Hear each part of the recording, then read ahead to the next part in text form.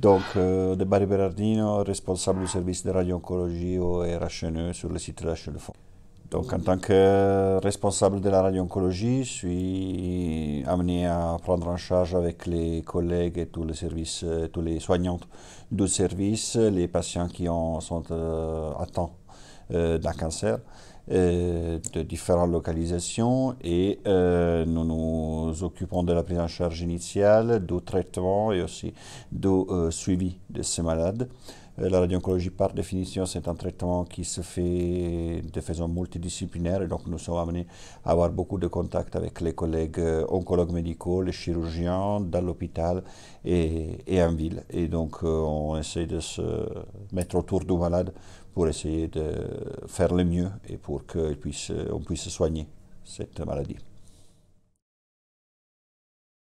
Donc, disons qu'un malade qui arrive à radio-oncologie, c'est un malade, comme on l'a dit, qui a été déjà, pour laquelle une indication de radiothérapie doit être posée. Une fois que cette indication elle est confirmée pendant la consultation, le malade il a un scanner qu'on appelle scanner de simulation ou de dosimétrie.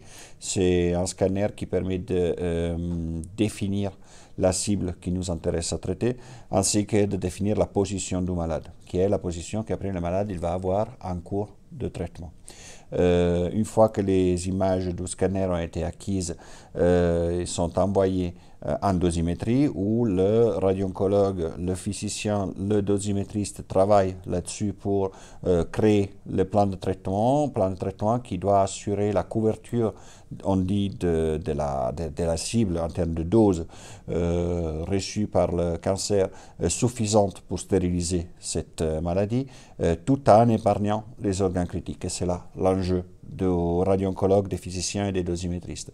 Une fois qu'on obtient un plan de traitement qui est correct, le patient il reçoit un rendez-vous pour commencer sa radiothérapie et les techniciens ils le prennent plusieurs fois, entre 10 et 40 fois selon les situations cliniques.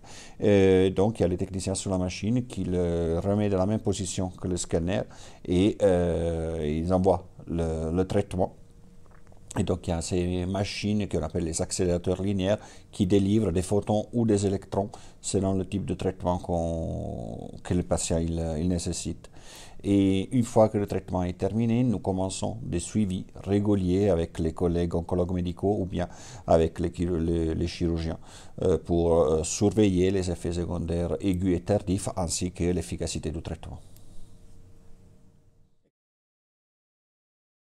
Ma passion principale, c'est souvent la musique. Il n'y a aucune discussion sur le sujet. C'est une passion que j'ai depuis tout petit. Je m'amuse depuis quelques temps à écrire moi-même des chansons. Il y a 2 singles qui sont sortis en janvier. Il y en a un autre qui va sortir en février prochain. Et donc c'est qu'on voit dans mon bureau. Là, il y a Brassens.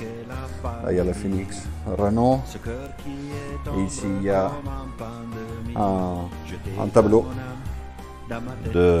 du dernier album de Renault dédié, disons, écrit pour les enfants et pour l'enfance. Donc, la musique, elle est partout dans ma vie et dans mes journées. Donc, je ne peux pas travailler sans ça.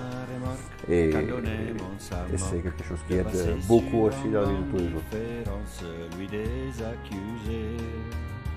En rentrant dans ce parc, l'émotion et la traque de revoir nos 7 ans défiler, les revoir s'envoler. Construis pas un voleur, avec mon bain de bonheur, j'ai croisé les flics qui se marraient en m'entendant parler. C'est sûrement plus fort que la pandémie, ce geste qui est tendre comme en pandémie. Le juge, le maire n'ont pas été méchants, mon amour m'ont offert mon banc.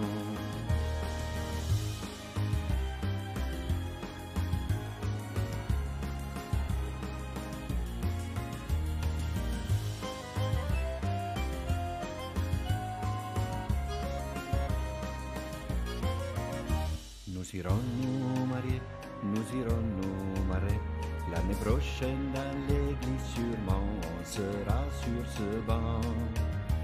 Dans la musique, les fleurs éblouies de bonheur, on oubliera ce temps confiné dans la mémoire cachée. Nous serons bien plus forts que la pandémie. Je te serai très fort, oh ma chérie. Et quand nous serons vieux ou serons fatigués, c'est ce vent qui pourra nous bercer. Nous serons bien plus forts que la pandémie. Je te serai très fort, oh ma chérie. Et quand nous serons vieux ou serons fatigués, c'est ce vent qui pourra nous bercer.